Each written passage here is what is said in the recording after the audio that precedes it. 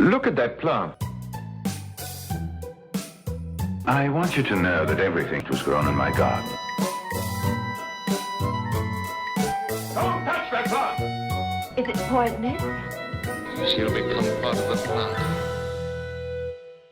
Hi, everyone, and welcome to Flower Power Garden Hour. I'm your host, Marlene, and today I have two guests, and they are from the Mendocino Coast Botanical Gardens. Now, if you have been fortunate enough to visit the gardens, you know how absolutely fabulously beautiful they are. So first of all, Mendocino is just one of the cutest towns in Northern California along the coast. And then you throw in botanical gardens right up along the coastal bluffs and throw in perfect weather. I don't know how it gets any better than that. So with me are Jaime, Jensen, and Jim Celeri, and they are nice enough to join me and talk about, we're going to focus on rhododendrons and camellias because that is one of the things the garden is known for. And I know very little about grown rhododendrons just because I've never lived in an environment that has been conducive to growing them. So hi, Jaime. Hi, Jim. Hey. Hello. So you guys are working today. You're in the gardens right now. So is the weather gorgeous there? It's overcast today. I mean, it's a beautiful day. It was a little bit rainy and frosty this last week, and today it's a little cold and overcast, but okay. You know, nothing you can't handle. Yeah, you guys do get the coastal fog and a little bit of gloom, but that's what makes it special too. So first, I always like to get people's backgrounds, what got them interested in gardening and how you ended up working where you're working. So I'll start just with Jaime. Just, first of all, were you always interested in plants? If not, what was sort of the pivot that made you go into plants? How long have you been at the gardens, and what's sort of your specialty? Yeah, I mean, I've always loved plants and nature, but I studied and worked in social services when I was younger. And I worked in a mentoring program with high school students in Sacramento. And there were nutrition elements in the mentoring program. And at some point in that program, I realized that my students didn't have a lot of knowledge about gardening and where their food was coming from, or a lot of food access. And so I actually got into gardening because just sort of being inspired by wanting to bring more knowledge about gardening and food access to the world. And so I specialize in food gardening, and I started doing that a couple years before I moved up here, which was about 10 years ago. And I've been working at the botanical gardens for about 7 years. And so in the gardens, is that sort of a specialty? Because I know there is, if I remember, I wasn't there not too long ago, but there is sort of a veggie culinary area. Is that correct? Yeah, we have a vegetable garden, and we take all of the produce to the food bank. We have taken over 7,000 pounds of fresh organic produce to the food bank year round. One of the great things about this climate is that we can produce food really easily year round. And that is one of the special things about this garden. Wow. Well, that's a lot of food. Yeah, I was there and I was like, oh, this is, and I'm sure when kids visit, I'm sure it's used in education and classes. Yeah, I mean, I think it's special because it's a demonstration garden, and so many people can learn from seeing it. Yeah. I'm still amazed that when, you're talking about kids knowing where their food's at, but I'm still amazed when I have adults who don't know what they're eating when they're eating broccoli. They've never thought about it. They think, oh yeah, it's growing broccoli. I'm like, well, what is it when you're eating broccoli? And some of these adults, I'm like, you've never even thought about it. Okay. You know what it was for me? It was that one of my students didn't know that peaches ripen in June or in the summer. She didn't have a concept of a ripening season for the fruit. I mean, you go to the store and sometimes you see, fruit that's from Chile. So it seems like it's year round. So you're just like, oh, whenever. And Jim, you told me a little bit of your story already. And Jaime, not that yours isn't interesting, but Jim is what, sixth generation in that area. So You mentioned Fort Bragg. For people who don't know California, that's north of Mendocino, correct? Yes, it is north of Mendocino. We're only about 15 minutes away, but we're two different cultures, kind of. Anyhow, my family's been living here a long time, and I started my career working in the woods in logging. And so you could say that I always worked with plants, but in a different capacity. It was more kind of destructive. Anyhow, as the logging industry was going downhill, I decided I had to do something different. And we started a rhododendron nursery. Fort Bragg and our culture had lots of rhododendrons, and people had nurseries. And at one time, or in the past, there's been as many as 20 different rhododendron nurseries in Fort Bragg that I can remember. 25? 20. Wow. I mean, not even just nurseries, but rhododendron nurseries. Yes, Unbelievable. rhododendron nurseries. Unbelievable. And anyhow, so I thought that was another way to make a living. And in 1989, my brother and I went into business. We went whole hog, built a big greenhouse, and started growing rhododendrons. And it went well for quite a while. We actually kept the business open for 25 years. At some point, my brother had left the business and my son came in and was my partner. And we had like 30,000 rhododendrons in our yard in pots. Then anyhow, they discovered this new disease, sudden oak death. It just put a stigma on rhododendrons and business went downhill. And one year we did our taxes and discovered that we worked for $- an hour that year. And we just one day stopped watering the plants and let her go. So I know sudden oak death. Most people think, well, wait a minute, it affects oaks. What was it about? What is it about rhododendrons that it's bad with sudden oak death? Do they harbor and spread the disease? Are they a carrier? Supposedly, they're a carrier of the disease. Okay. Many plants are. Once it was discovered, the agriculture inspectors would come by once a month looking for it, and they never found it at our nursery. The people that the customers we had, the wholesale nurseries, not the wholesale, but the retail nurseries that we delivered to, we delivered all over Northern California. We'll go up to Eureka or McKinleyville. We'd go as far as Grass Valley and all the way to San Jose and San Francisco and Santa Rosa and everywhere in between. Anyhow, our orders just dried up. It was time to move away from that. And I got hired here at the gardens. Mainly because of fear, right? People just thought, oh, we're going to stop ordering them or misinformation even. I wouldn't say misinformation. Okay. I would say that there was a real fear. If you did get one of those plants in your retail nursery and it was discovered in a bunch, you would be quarantined, and people didn't want to take the chance. Got it. Okay. So it was basically they were covering themselves because they would have been put in quarantine. Okay. But then how long was it from when you shut down to when you started working at the gardens? I'd actually started working at the gardens before we had completely shut down. And then I imagine you're the rhododendron expert there, or do you do a little bit of everything, or are the rhododendrons your thing? I do a little bit of everything. I do a lot with the rhododendrons and the dahlias and different areas of the gardens. I was there when the dahlias were blooming. And as a dahlia lover, oh my gosh, spectacular. And I'm like, that one's my favorite. No, that one's my, I'm just going down the whole line saying this one's my favorite. I think I took a picture of every single one. So good job. You obviously know how to grow plants. So that's the history of you too, how you came to the gardens. But the history of the gardens, who started them? How long have they been there? How are they funded? I don't know who wants to tackle that. I'll talk a little bit about it, and then Jim can fill in some details if he wants to. I really love the history of the gardens.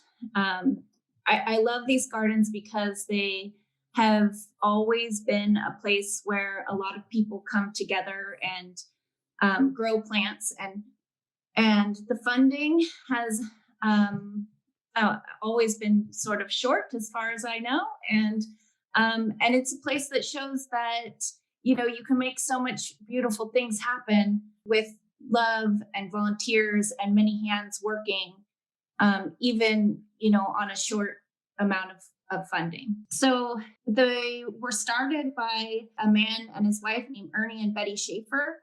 He was a retired nurseryman, and he bought several pieces of property, several plots here, and to make this garden and basically fulfill his dream, which was to have a public garden in this area that reached all the way out to the coast. Ernie apparently was a man who had a twinkle in his eye. He was very dedicated to this dream, and he worked all day, every day out in the garden, getting things planted and making this an accessible public garden. They began funding it with a little shop that Betty ran and put the money into the garden. And then they had a kiosk at the front that asked for a $1 donation on the honor system.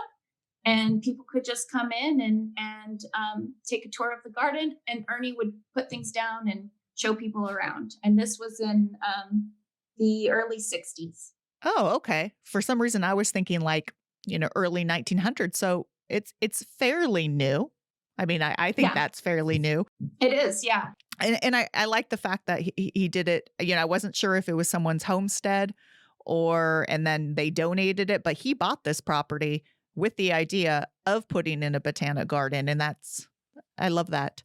Because that's I think that's every gardener's dream, is to be able to garden and know when you pass away that it's going to still be a garden and not plowed down. So totally. And they lived on the property as well. But yeah, and then at that time, and sort of as things developed in the area, like Jim was saying, there were so many nursery people in this area.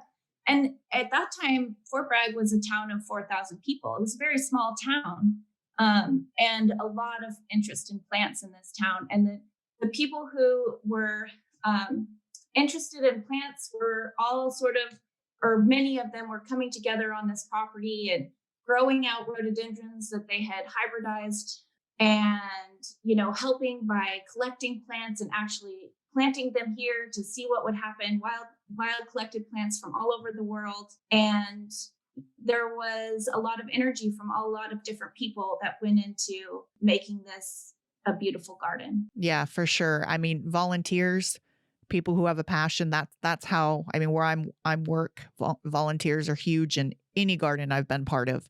You have to have the volunteers, just because usually the funding's not there. But sometimes your volunteers, they're the best gardeners, and they don't actually, a lot of them are retired, and they're like, I don't want a job, just let me volunteer. So it's a win-win situation. How many acres? There's 47 acres. Okay. It seems much bigger. It seems bigger when you're here. It seems bigger. Yeah. Just the way it's laid out. Yeah. There's beautiful winding trails all through, the woodland garden. It's just a lovely piece of property. It's gorgeous. I think for people who haven't been, or people who haven't even been to the California coast, just picture, if they've seen pictures of Big Sur. But wasn't Mendocino, and I'm going to age myself here, which is fine, but wasn't Mendocino the town that they filmed most of the pictures for? What was the Angela Lansbury? Was it Murder, She Wrote? Yes. So Murder, She Wrote was filmed in Mendocino. Mm-hmm. Also, there was that James Dean movie, East of Eden, or I can't remember the name of it, but that was filmed here. And in the 1960s, there was The Russians Are Coming, which was a comedy.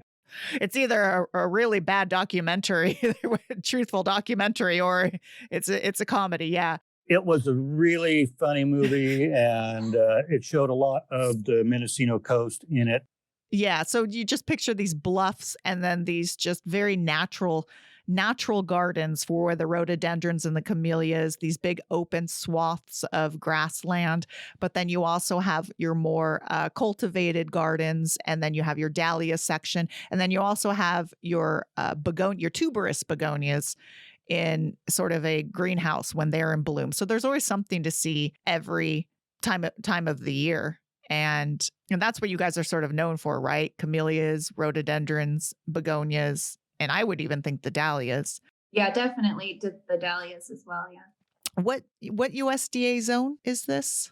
Zone 9. Okay. Just so for people, and I always say when I'm doing like my garden to-do list that I'm coming at it from zone 9, and I'm zone 9, you're zone 9. And this is where, the zones can vary because in summer, you guys barely get above 75 degrees. Yeah, not often above 75. I mean, 65 is a warm day. Whew. Yeah. So in the summer here in my zone 9, if we get below 95, it's a cool day in the summer. So I think our winters are probably more similar in that, we could have days that are just overcast and we don't really, I think you guys probably get less frost than we do even. So that's what makes it such a nice gardening climate is you don't have the hard freezes or much of a freeze. You don't have the heat. You have that coastal cool with the humidity, but it's not that stifling hot humidity. So really it is probably one of the best places to grow plants anywhere. It's a wonderful place to grow plants. I mean, it's very green here year round. And it's also, it's mild. It's 55 to 65 degrees often year round. And that's a great weather to work in as well. Yeah, that's true. You guys, I don't even go in my garden midsummer because it's like, I'm just going to die out there because it's 100 degrees.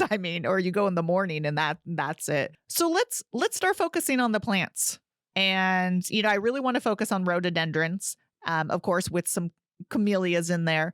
So let's just, I'll ask these questions. And I think, Jim, you might take the rhododendrons. And I think, Jaime, you might hit upon the camellias. So we could talk about both of them sort of just in conjunction. So, when I ask where they native to, throw out the answers for both. So rhododendrons, where if you were to travel around the world and go to their native habitat, where would that be?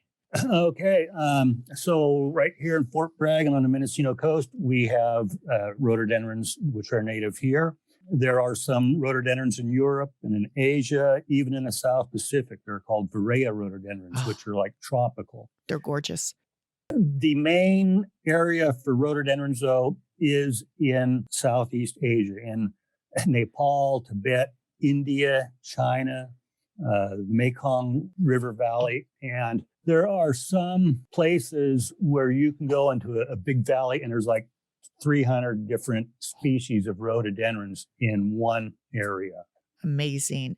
But they're all sort of that same climate where it's a cool, moist environment. That's what I'm picturing. Yes, something similar to the Mendocino Coast. Okay.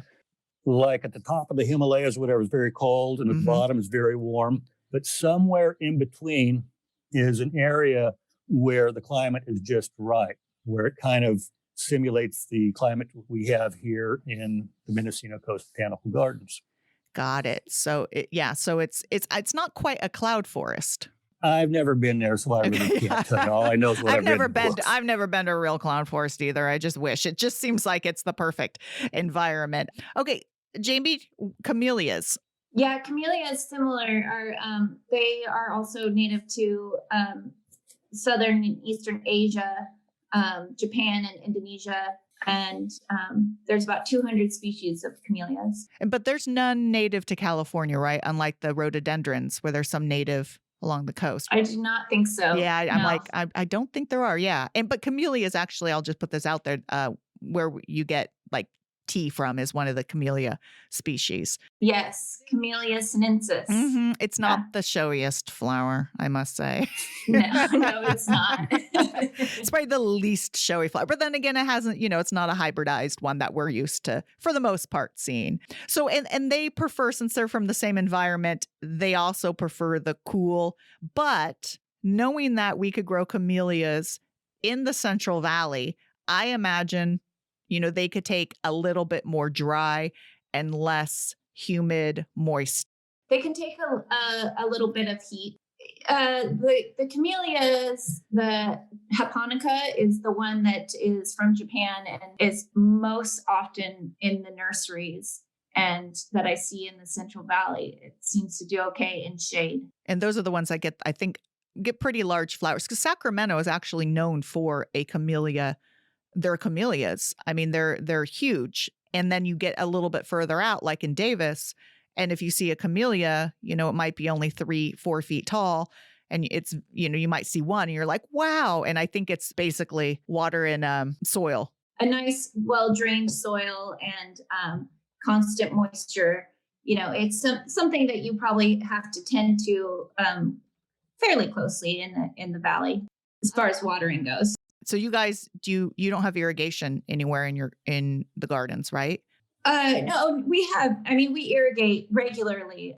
Once a week, we water by sprinkler pretty much in the whole garden. But there's a lot of moisture in the air as well. So I know right now our camellias are in peak bloom. If we were to go to the gardens, are the rhododendrons in peak bloom, or are they past? Have they not even bloomed? When's their normal bloom time for the rhododendrons? The peak for rhododendrons is around May the 1st. Some rhododendrons are wintertime bloomers. There's one here in the garden, which is called Pink Delight. It began blooming around Thanksgiving. It is mostly done, but it's still got some color on it. And there are many other rhododendrons just starting to bloom right now. So from here on out is a good time to come see the rhodies. And then camellias, I think ours at the conservatory, which we only have like 3. I say ours like it's a big collection, started blooming a few weeks ago, and they're still in peak bloom. But how are the camellias? They didn't start in November, right? Were any blooming in November? No, most are not blooming in November. However, I would say that they're more towards the end of their bloom here. Okay. And probably we're at their peak more in February, or, maybe just a couple weeks ago. Got it. Okay. So the big thing is pruning, because from what I know, is when you have a shrub and it blooms, say, once in spring, and that's generally the camellias and rhododendrons. Of course, you prune them right after, because if you prune them, say, fall, where you do other pruning, you're going to prune off their potential buds, or the wood that will make those buds. So do you guys prune? First of all, do you prune every year? And then do you prune when they're done flowering, and how soon after? And then how do you prune? So we could take the rhododendrons. Okay. I generally tend not to prune much on the rhododendrons. Okay. It's always good to remove dead wood, and that can be done at any time. And a very important thing, which is overlooked often, I think, is deadheading the old flowers. As soon as the flower has wilted, turned brown, whatever, that's the time to go in and deadhead that, get rid of it. And by doing that, it lets the new growth come sooner, and makes a thicker, bushier plant. If you did need to do pruning, if you needed to, if you've got something that's growing too close to a trail and you need to make room or something, yes, now or right after they bloom would be the best time to do that pruning. Okay, but you don't necessarily do a heavy prune. They don't need a heavy prune. It's remove the deadhead the flowers. Pretty much. Okay. Unless the plant has become into a shape that you don't want anymore, if it's too leggy or whatever, then it's fine. You can do a heavy prune. We've had plants here before that were 15 feet tall and really leggy, and we cut them down to 3 or 4 feet off the ground with no leaves, and did it this time of year, and they come back thicker and bushier than ever. Okay, that's good to know, because sometimes people, have this plant and they're like, it's too big, but if I prune it, am I gonna kill it? So it looks like you could prune them pretty harsh, but of course the right time of year. And same for camellias? Yeah, same for camellias. The pruning, we do the pruning in May through July, so after they're done blooming, and before, pretty much most of the camellias here all set their buds at the end of the summer. So you want to get all the pruning done by July before they're budding. Okay. They could be pretty bushy. Are you not concerned? When I see rhododendron, generally the rhododendrons you could see almost right through them. And I don't know if that's just because I don't see rhododendron rhododendrons too much. And when I've seen them, they might have been pruned, but camellias could get pretty darn dense, and that's okay, right? People shear their camellias sometimes. Right. Yeah. I think, you prune for what you want in a plant. So if you want a very bushy plant, then you can shear it and have it be very bushy. Probably, you might take out some things in the middle to make sure that there's airflow and sunlight. And, you can prune things up so that you can see the structure of the plant and have the canopy all at the top and see a nice structure on the bottom trunks of the plant. We treat our species camellias different than our cultivars. Our species camellias, we don't really do any pruning on because that's, how they would be found in the wild. We'll just take off the dead. And our cultivars might be pruned for their shape, pruned up to see the shape of the tree a little bit. Oh, interesting. Okay. I mean, all of them are in the ground, right? So you don't have any in containers, even though I've seen camellias in containers, so they can be in containers. I mean, they get big, but do you guys fertilize, or do you compost, or do you just let sort of nature takes its course with leaf debris? And do you clean up the leaf debris? I don't have on here pests and diseases, and I don't know why, because that's a huge component, but do you try to keep a clean environment under the trees, or do you let that sort of be the fertilizer? With the rhododendrons, no, I don't clean up anything underneath. We go in and we deadhead and we leave the flowers right on the ground. Some people say that, that can cause disease. And other people say, well, the flowers you just deadheaded contain the exact same nutrients that you need to make flowers for next year. Anyhow, we don't worry about that too much. And we do use fertilizer on the rhododendrons. The best growers in Fort Bragg are the people who had the best gardens. It was kind of their consensus that you would do it twice a year, like on Valentine's Day, which is before the flowers bloom, and then on Father's Day, after the things have bloomed and you're getting ready to put on new growth. Okay. And another thing about the duff or whatever, when all these people started the rhododendron nurseries years and years ago, we have a pine tree here, the bishop pine forest. The scientific name is Pinus muricata. Anyhow, there was a thick layer of duff underneath those trees, and the growers would go out and dig it up and would bring it home and shred it. And that was our soil that we potted the plants in, the rhododendrons. And there's something inside of that duff, mycorrhiza or something that the roadies really liked, and the roots would just explode into it. And can you explain mycorrhizae real quick? So for people who don't know. Well, I'm not real scientific, but it's some kind of a fungal thing, as I understand. And this fungus grows in the duff and it attaches itself to the roots of the rhododendrons, and somehow it helps the plants take up nutrients or water or something like that. Yeah, exactly. It's a symbiotic relationship, and it basically just makes a bigger root system so the plant gets more nutrients. Well, thank you for telling me that. Well, I mean, you got it. You got it. It was always a mystery to me, but it worked.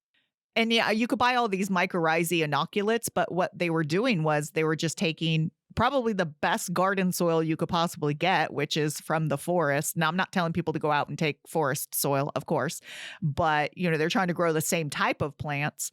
And yeah, mycorrhizae is in there, and all these microorganisms that we don't even know about are in there. So sorry, didn't mean to interrupt, but continue. So they had mycorrhizae and they're potting these plants up in this soil. Yes. And we pretty much depleted that resource, but there was always great concern at what we would do when the leaf mold was gone. And anyhow, now the growers use a mixture of quarter minus fir bark, and it works, but not as good as the original stuff. In this garden, we have a lot of mixture between the native ecosystem and the cultivated plants, and we use the pine duff that's in this garden to mulch around the camellias or the rhododendrons sometimes, and and it happens naturally. And that kind of a natural mulch is preferred, I think. Just going back, the fertilizer, do you guys have a particular fertilizer? I know Jim was saying fertilize, and I just want to reiterate because people love dates, Valentine's Day and Father's Days for rhododendrons. Is there one that's more like a complete fertilizer and then one that's more of a nitrogen, or is there a go-to one that you like to use? When I had my nursery and we were growing plants commercially, we liked the time release fertilizer. And there's many different brands, and I don't know which ones are still in business or not, but time release fertilizer worked good in rhododendrons. And basically, all fertilizer is good. Most rhododendrons in the garden or in the home garden are under fertilized. People are just scared to use it. They think they're going to burn the plant or something, but it's very important.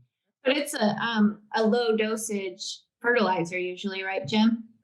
Like 454 or something like that. Yes, that's what the recommendations would be. I think it might be more economical to get a higher dose and just use less. Yeah. Yeah. Like Osmocote, I know is a good standby, slow release. And I forget what the formula on that is. But I mean, that's good to know that you guys fertilize, because I don't fertilize a lot, but then there's certain plants that definitely do benefit from it. And it sounds like you've got it sort of dialed in that they are benefiting from it. The camellias, you just sort of lay the duff around and the compost around, or do you go and you fertilize as well? Yeah, the same fertilizer we use on the camellias, and once a year is ideal at around this time of year. So I know where I live, we have very alkaline soils, and when the pH is high, the iron is not taken up because it's bound up. So what we sort of have to do is acidify because rhododendrons and camellias, we didn't mention this before, but they prefer acidic conditions. So anything that's below a 7 is neutral. And we run usually like an 8.5. So we have to give soil sulfur, which is a slow acting acidifier, in spring and fall. Else we'll have the iron chlorosis where, the veins are green and the rest of the plant, the leaves are yellow. But you guys are lucky and you don't have to deal with that. So I just wanted to throw out that with fertilizing, because we sort of have to do an extra step to ours if we want camellias. And then because we're too hot, we just can't grow rhododendrons. And you add in the alkaline soils. I want to step back and talk a little bit more about diseases. So Jim mentioned the sudden oak death, which was a carrier of it. What are some of the most problems? I mean, I can't think of any. Do you get any insects? Do you get any pests, diseases? What are some problems of the rhododendrons, Jim? Phytophthora is always a problem. Not necessarily just the Phytophthora ramorum, which is sudden oak death, but just there's hundreds of species of Phytophthora. Anyhow, it's usually not a big deal. Sometimes they'll make brown spots on the leaves. Our main problem, especially growing commercially, was root weevils. Oh. Yeah. So they used to call them Baccharinus beetles, but the name has changed. It's some kind of a root weevil. And in pots, so they'll climb up the plant and they'll chew on the leaves at night. And then they go down into the pot and they'll lay their eggs, and the eggs turn into little grubs, and they'll eat the roots, and they can girdle the plant. And we lost a lot of them to that. Once the plant is planted in the ground, though, it doesn't seem to be such a big problem. Okay. But I want to go back to the Phytophthora, because there's tons of species of Phytophthora. And I'm assuming the symptoms are the same. Is you said there are some leaf spots, but when one is like just taken out by Phytophthora, you'll have leaves wilting on the tree, maybe some leaf drop, and then slowly branches start dying, and then pretty quickly the whole entire thing dies. Is that correct? Is that the way how you know it's being taken out? Well, I've never actually seen a sudden oak death on the rhododendrons, but And the other Phytophthora, that's a pretty good description. They generally don't kill the plant. Oh, So okay. Okay. an interesting thing, when we had our nursery, the inspectors could never find the sudden oak death. There was another nursery just a half a mile away, which had it almost constantly. And the only difference that we could discover or think was that our water came from a drilled well, which was 80 feet deep. And our neighbor who had the Phytophthora took his water from a pond, which was fed by a stream. It was all surface water, which had come through the forest. That makes sense. Yeah. I mean, it's a waterborne pathogen. Right. Right. And the pathogen can't live in the bottom of the well underground. Interesting. So, so you have Phytophthora, not necessarily sudden oak death, but Phytophthora, and then you have the weevils. But really, they don't get too many. I think if a home grower, I think I've seen some of the more, and I can't pronounce it, but the Varea type rhododendrons. Yes. You see those in conservatory collections, and I know they can get mealybugs. But what plant in a greenhouse doesn't get mealybugs? The Varea is very cold sensitive, and they need to be inside. Another pest is thrips, Okay. and they discolor the leaves. They generally won't kill a plant or whatever. Interestingly enough, deer in our area do not bother the rhododendrons. And do they normally like rhododendrons? No, they don't. Oh, okay. Okay. And that's one of the reasons why rhododendrons were so popular in our area, I think, is that years ago, people could plant them out. And we were a very rural area, and people could have 100 rhododendrons in their yard, and a deer would not bother them. But if you put one rose out there or a fruit tree or something, it'd be gone It's the next day. Oh, are there particular toxins in them? I've heard that rhododendrons are toxic. Yeah, I think so I've heard that too. Okay. I've never eaten one, so I don't know how yummy they are. I do know that a friend of mine one time had pruned some rhodies and threw them into his goat.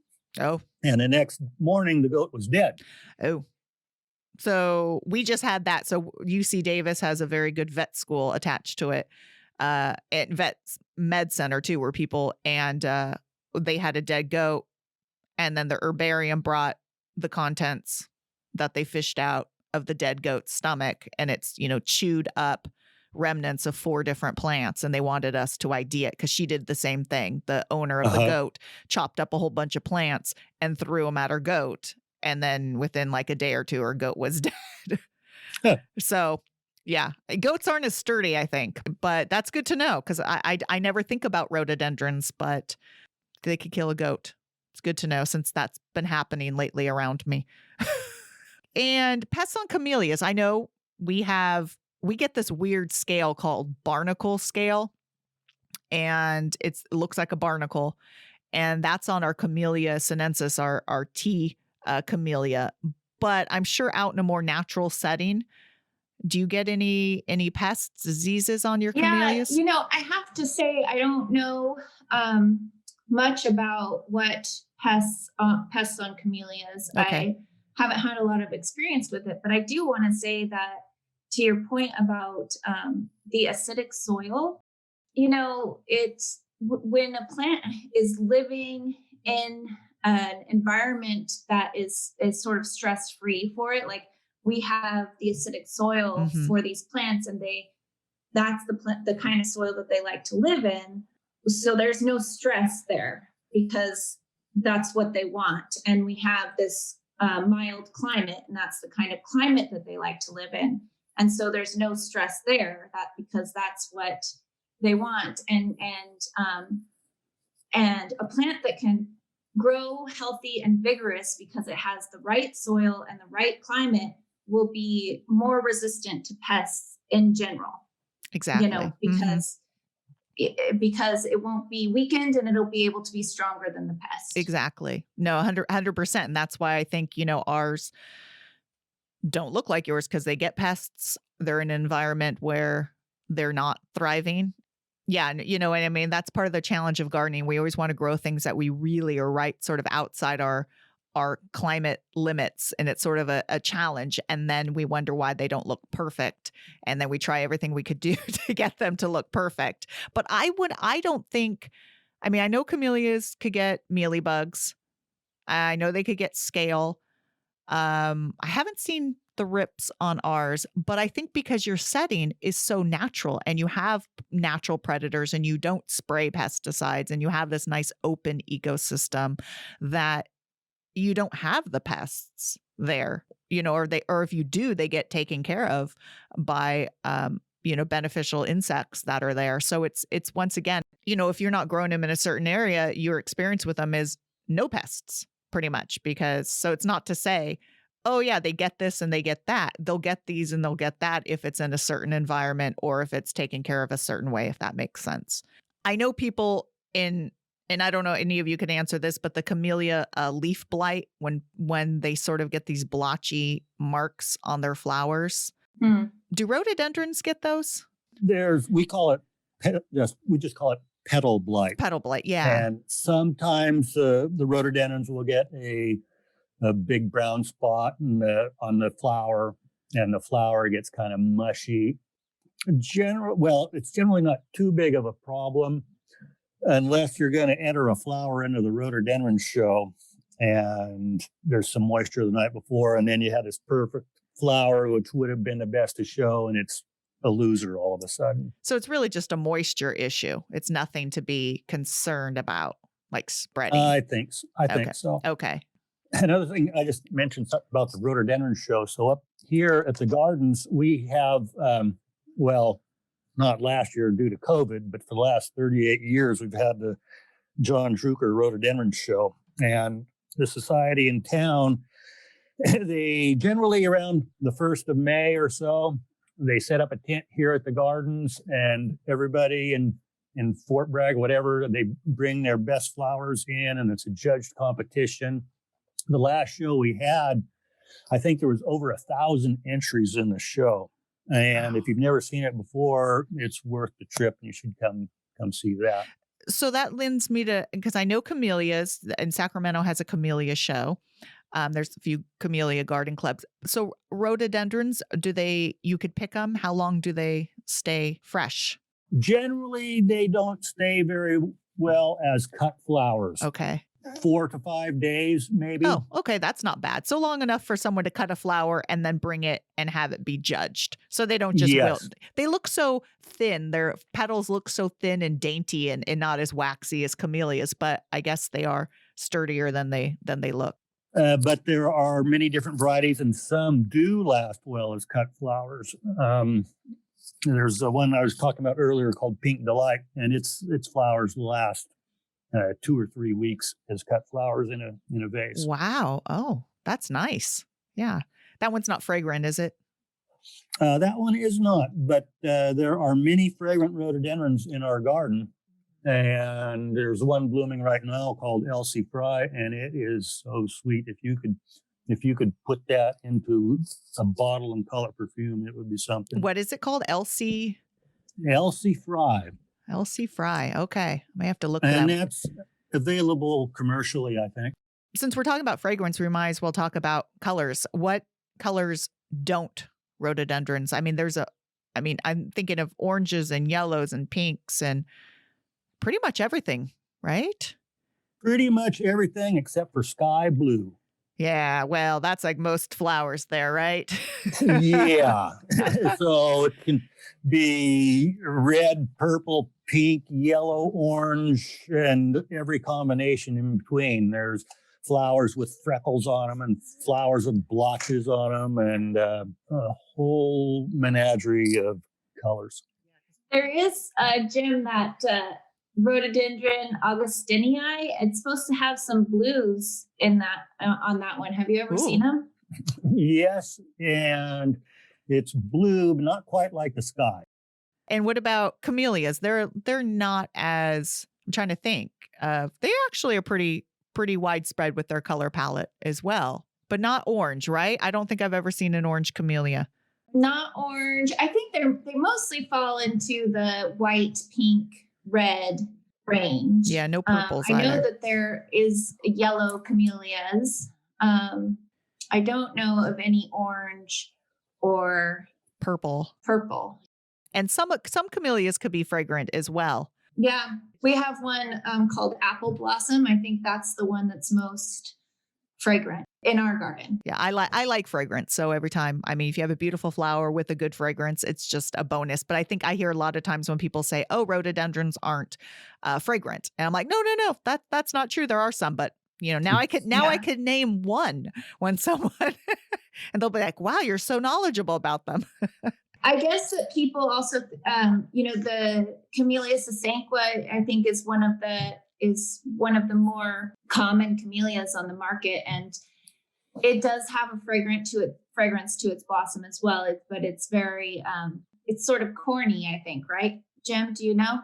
I'm not sure about that. Yeah, I think it's a little musky, maybe. That may be not the right fragrance descriptive words here, but I know. How do you describe fragrance? Yeah. So you mentioned Camellia japonica, and then you mentioned Camellia sasanqua. Those are sort of the two types. When you look at a flower shape, you could sort of tell. They're obviously different species, but the japonicas are the ones with lots and lots of petals that almost look like roses. And then are the sasanquas, are those more the open single petaled ones? Am I correct? They have a simpler flower, I believe. Yes. Yeah. Okay. And am I missing? I think, well, there are 200 species of camellias and we have many here. So, here we actually don't. Camellia japonica we have, but it doesn't thrive so well in this area. But it's the one that's on the market the most, well as sasanqua. Okay. And I think maybe reticulata might be on the market as more than some of the others as well. It's more of a tree. It's a larger plant usually. Okay, I'm not too familiar with those. So I always like to learn about pollinators. And since, some of these have been hybridized a lot, but what are some of their natural pollinators? Like, so how did they originally, get pollinated? And then we'll move on to propagation. But the rhododendrons have this such big open flower that I imagine just something with a long beak or a long, tongue. What are the natural pollinators? So today I was out in the garden, I was looking, and there were some big old native bumblebees were flying around and visiting the flowers. Okay, I can see that. And sometimes honeybees are attracted. Sometimes I've seen hummingbirds eating from them, but generally they don't attract a lot of bugs here. And I don't know why so much. Maybe it's that the ones which, like the hybrids that we have, came from species which had grown in Asia or someplace, and it comes here. Maybe these bugs aren't so interested in them. Yeah, or I'm thinking of something severely, hybridized too. It loses the characteristics. Sometimes, there's not, if fragrance has been hybridized out of something, if the pollen's not as abundant or something is not there to entice the pollinator. And of course, we may just not have the natural pollinators for them as well. So because I can't say I've ever seen a lot of bugs hovering around camellias, because most of the time you don't really see their stamens a lot. I think that they're hybridized by honeybees and hummingbirds, but I don't notice them that much. I don't notice them buzzing like some other plants. Rhododendrons, however, are known to be to cross really easily, right, Jim? Yes. And maybe it's that the plant puts out so much pollen. Maybe the wind has something to do with it, or just the plant wrestling in the wind that can throw pollen off and pollen can get on stuff. Anyhow, here's an interesting thing is that if you don't deadhead the plant, if you leave the plant there, or the flower on the rhododendron, seed pods will develop. You can take those seed pods and put them into a flat, not seed pods, but you can take the seeds out. The seeds are very tiny. Each flower has 1,000 seeds or 5,000 or 10,000 in it.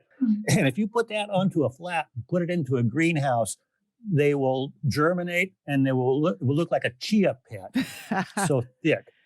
But at at the same time, we have almost 1,000 or maybe even over 1,000 rhododendrons here in the garden, and they do not all get deadheaded, and they do go to seed, but there are no natural seedlings in the garden.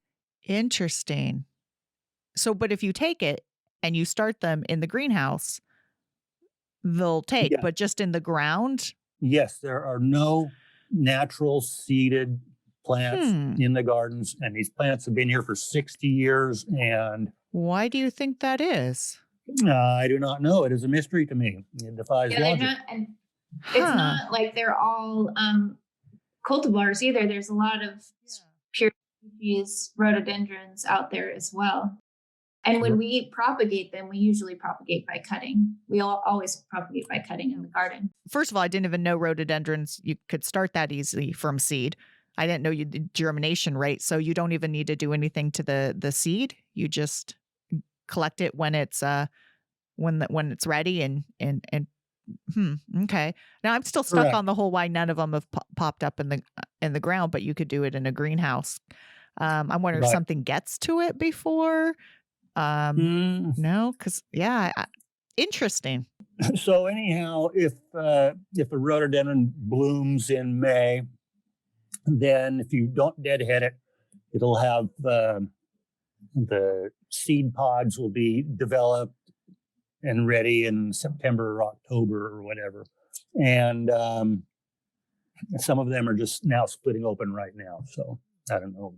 But you were saying, Jamie, that most of the cuttings ways you propagate are from cuttings, and I imagine that's for the camellias as well as the rhododendrons. Yeah, I mean, yes, here in the gardens, when we're propagating rhododendrons or camellias, we want to have the propagated material be true to what we took. So it's all clone, it's all cuttings. And then when Jim, do you take rhododendron cuttings? I imagine it's when they're done blooming and start pushing new growth on. So it's a tip cutting. So let's say it flowers in June. We deadheaded it. The new growth comes on in this early summer. And then from about September on, you have to wait for the new growth to harden up a bit. If you take the cuttings too early and the wood is too limp or whatever, they will just it'll rot. Go too early, the whole cutting rots. I've never seen one went too early. If you go too late and the wood is too hard, lots of times it just wants to sit there and the cutting will form calluses but no root. So generally between the middle of September and maybe as late as November or December, you could take cuttings. And it kind of depends on which variety you're doing. So if it's an early bloomer, you can take the cuttings earlier, but the later bloomers would probably be later. Okay. So that's even later than I was thinking, but so that's good to know. Maybe. And anyhow, once you've done it many times, you can kind of get a feel for the bendingness of the wood, and you know when it's right and when it's not quite. I got it pictured in my head, and that's it's always tough to explain, but I could picture it. And what is your go-to rooting media? Do you like to use just perlite vermiculite, or what do you prefer? We started out using peat moss and perlite, and I think it was 2 parts peat to 1 part perlite, Okay. and that's what worked good in our greenhouse. Your medium would vary on how much water your greenhouse gets and stuff. But after many years, we discovered cocoa coir. Okay. And we started using that, and it worked much better than the peat moss. Oh. We had better luck with that. Why do you think that is? Is it the I water don't know the holding? reason for that, but there's one reason is that if you get a dry spot in your greenhouse, or if you just kind of didn't get enough water under for a while, that peat moss, it forms a tight, kind of like a brick or a mini brick, and it's hard to get it wet again. But the cocoa coir, if it gets dry, it's really easy to make wet again. Okay. Yeah. That's good to know. Okay. So I imagine you do 4 to 6 inch cuttings? We did about 3 to 3.5 inches long. If a plant has 7 or 8 leaves on it, we'd reduce it down to maybe 4 and then cut the leaves to about half their natural length, maybe even a little less. And then we would score the stem on both sides, 2 sides, just removing the outer bark to expose the inner cambium layer.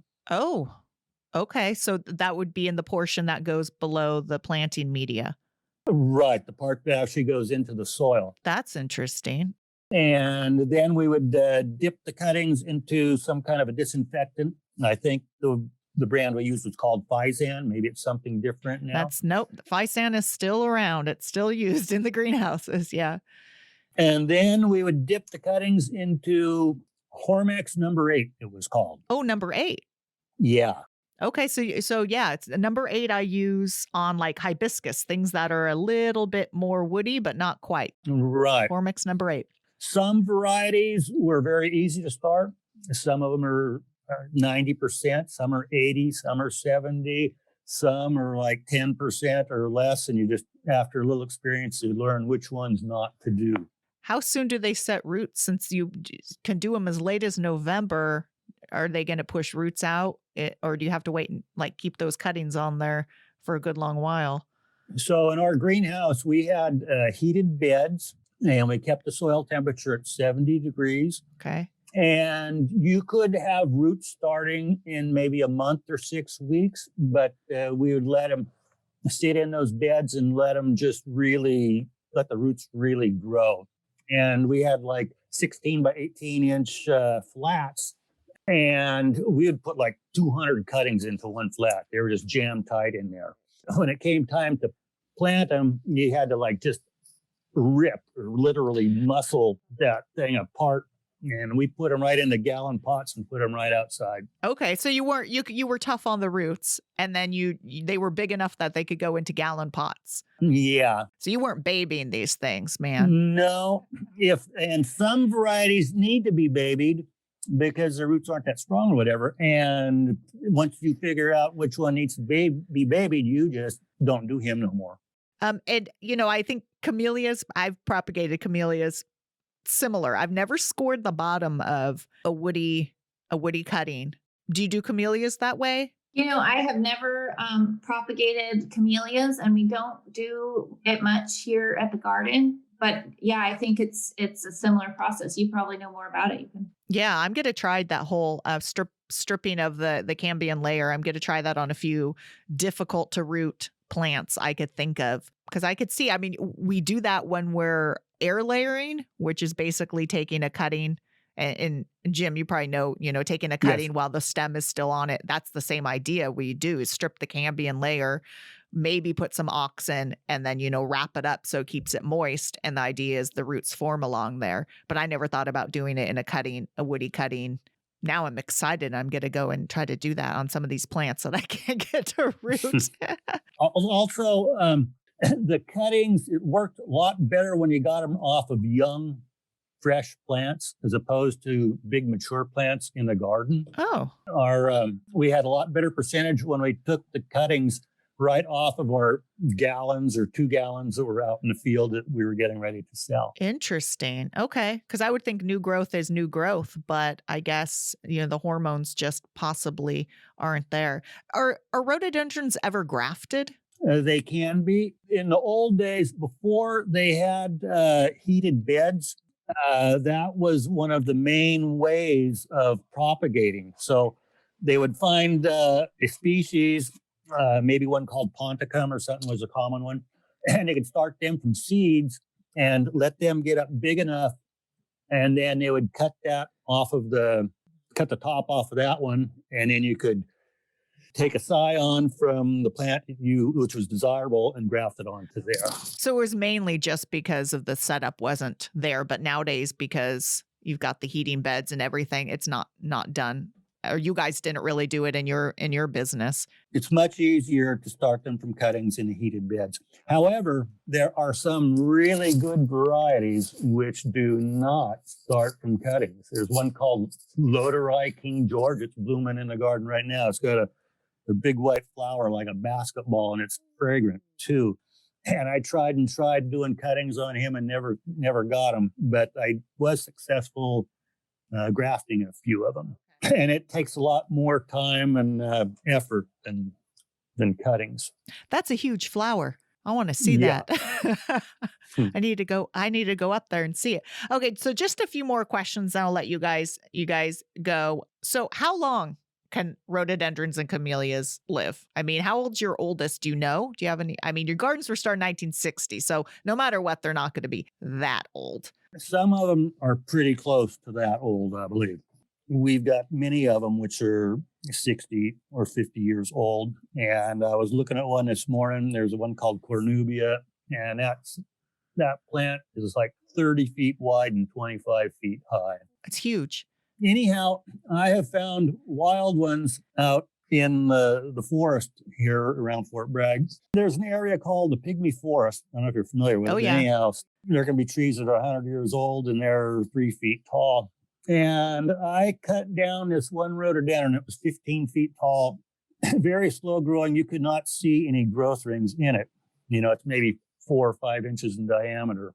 I went back from the top back and started looking, and you could see the new growth from every year, how the growth angles out where an old flower was and stuff. And I could look back, and in about the last 2 feet of growth in that plant, it took like 70 years. Oh. To grow 2 feet. Now, maybe when the plant was younger, it might have been growing a lot faster, but it's very possible that some of these plants in the wild could be 200 years old or more. Amazing. Yeah, the pygmy forest, I think it's serpentine soil, so it has just these harsh minerals, so everything is sort of stunted. So they can live long time but every time you bring a plant, and like Jaime was saying, anytime you bring a plant that's not in its natural environment, you force it to live. And just like trees, street trees and urban trees, they don't live as long in the urban setting. People grow redwoods here, and after 30 years they die, and they're like, but they're supposed to live hundreds of years. Well, not in the middle of the Central Valley, So yeah, for people, don't expect your rhododendrons to live 200 years old in, of course some oaks do, but they're possible to live that long. And same with camellias, I imagine, Jaime, they live about the same. Yeah, I think that I think that they can live hundreds of years. They're very long lived, and all the ones in the garden here are probably considered fairly young. They're about 30 years or 40 years old. But they start blooming when they're young, right? Both of them, you could get blooms on a fairly young. So you don't have to wait for like 5 years for it to start, putting off nice flowers. Anything you want to add, Jim, about rhododendrons, interesting tidbits or facts that I'm missing out? Same with you, Jaime, on camellias or anything. I know, Jim, you have a whole lifetime of rhododendrons. I'm sure there are stories and tidbits you could tell. Anyhow, the best thing to do is just come to the gardens and see the rhodies, because we can talk about them all day and we don't do them any justice. So you will be out in the gardens and people can stop you and ask you, and you're going to usually be out in the rhododendron area?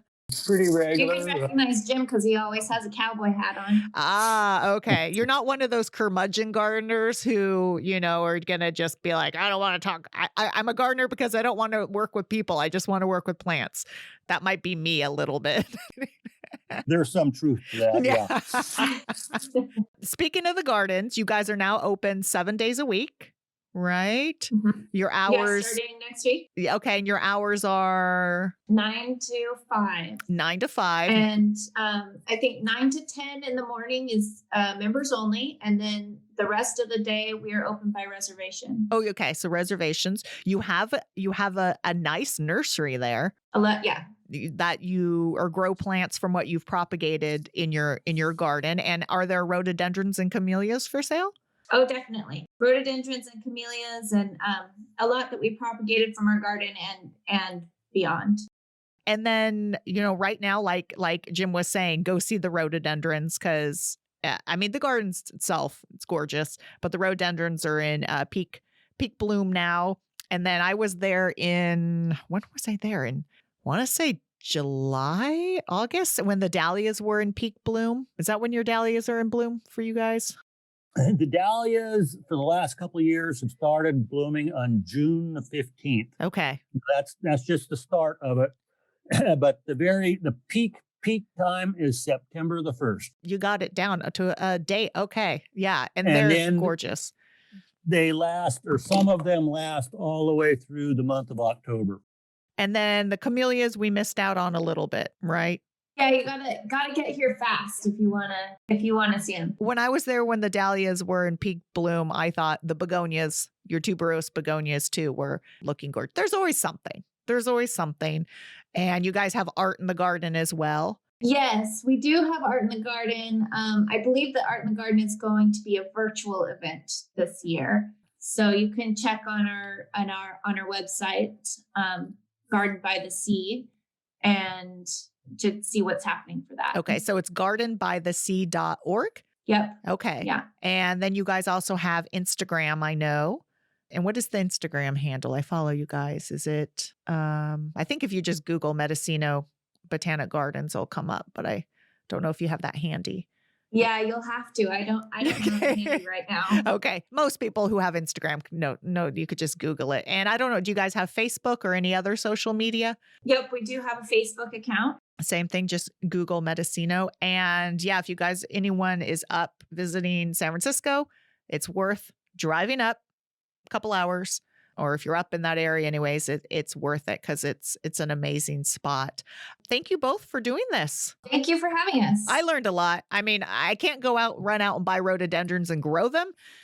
I have all the tips to grow them. I just still don't have the climate. So no matter what, I'm not going to force a poor rhododendron to grow in this climate and watch it slowly die.